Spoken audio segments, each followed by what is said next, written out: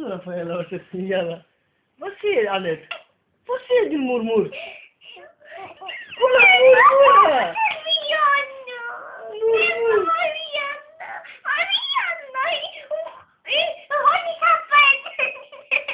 Rafaela? Har du tappat henne på flygplatsen eller? Får du göra? Vad är Janna? Rafaela måste sova tror jag, Anette. Nej! Hon måste sova och Janna måste komma hit och sova med mig. Ja men Janna vet inte vad vi är. Hon är min!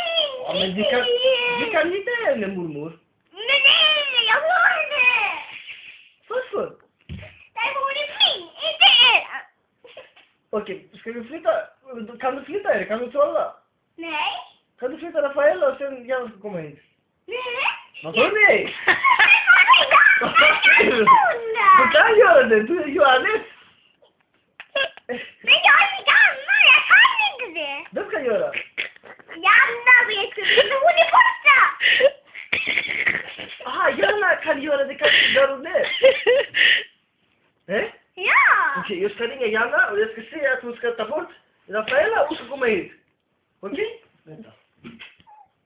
Bla bla bla bla bla bla. Jag är så snäll, du måste göra det. Janna, var är du? Jag är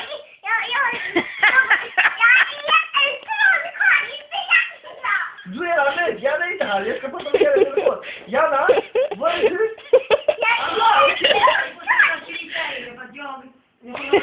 Jag har inte tvn i telefon.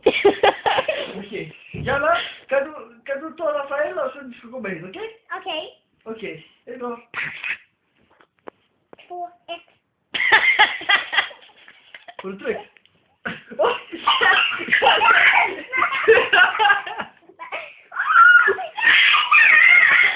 Janna!